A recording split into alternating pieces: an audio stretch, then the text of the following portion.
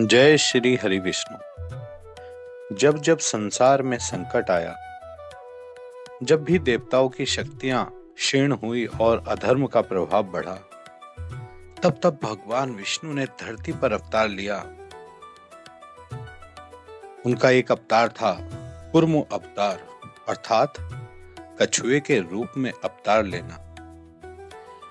यह वह समय था जब देवता और असुर दोनों ही अमर तत्व की खोज में थे। यह कथा केवल समुद्र मंथन की नहीं है, बल्कि यह कथा है संतुलन की, धैर्य की और भगवान की करुणा की। राधे राधे दोस्तों, स्वागत है आपका अरिहंत दिव्य कथा में। बहुत समय पहले देवता और असुरों के बीच लगातार युद्ध होते रहते थे। देवता धीरे धीरे अपनी शक्ति खो रहे थे, असुर दिन व दिन बलवान होते जा रहे थे। देवताओं के राजा इंद्र को चिंता सताने लगी। वे भगवान विष्णु की शरण में गए। भगवान विष्णु से जाकर बोले, प्रभु, असुरों की शक्ति बहुत बढ़ गई है, हम उन्हें परास्त नहीं कर पा रहे हैं, कृपा करें, हमें मार्ग दिखलाएं। भगवान विष्णु मुस्कुराए और बोले, हे देवगण, चिंता मत करो, एक उपाय है जिससे तुम्हें अमर तत्व प्राप्त हो सकता है।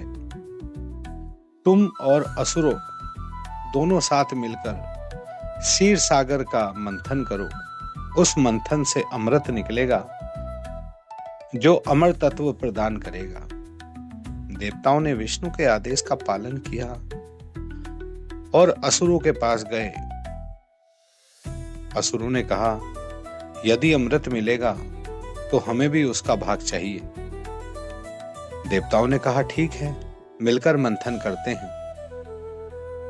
मंथन शुरू हुआ। मंथन के लिए विशाल पर्वत मंदराचल को मंथनगढ़ बनाया गया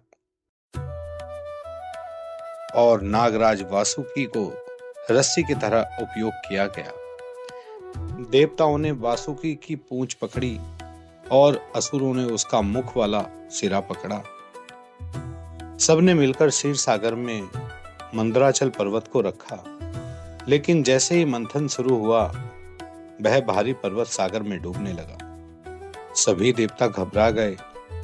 भगवान विष्णु से बोले, प्रभु, पर्वत तो डूब रहा है, अब मंथन कैसे होगा? तभी भगवान विष्णु ने अपने अद्भुत रूप का प्रदर्शन किया। उन्होंने कछुए का अवतार लिया। यही उनका कूर्म अवतार कहलाया। वे क्षीर सागर में उतर गए और अपने विशाल शरीर से पर्वत को अपने पृष्ठ पर थाम लिया।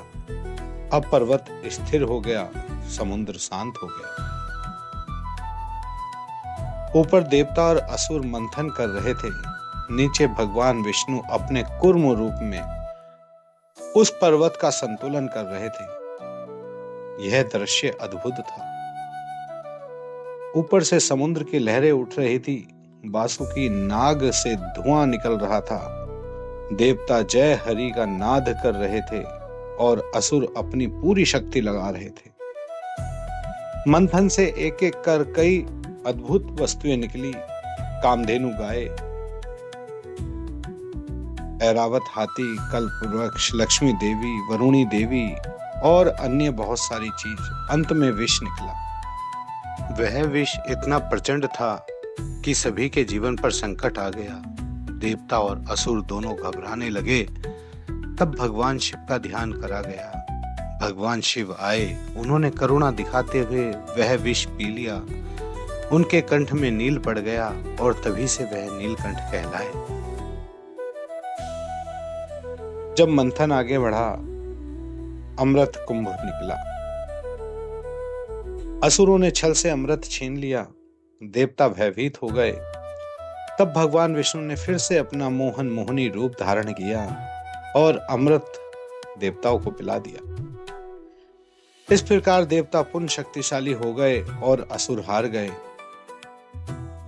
भगवान विष्णु ने इस अवतार से संसार को यह सिखाया कि जब स्थिति डगमगाए, जब पर्वत जैसा भारी बोझ उठाना पड़े, तो स्थिर रहना, कछुए की तरह संतुलन बनाना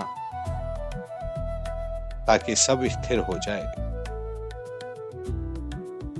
कूर्म अवतार हमें यह संदेश देता है, धैर्य रखो, संतुलन रखो और अपने कर्म में लगे रहो।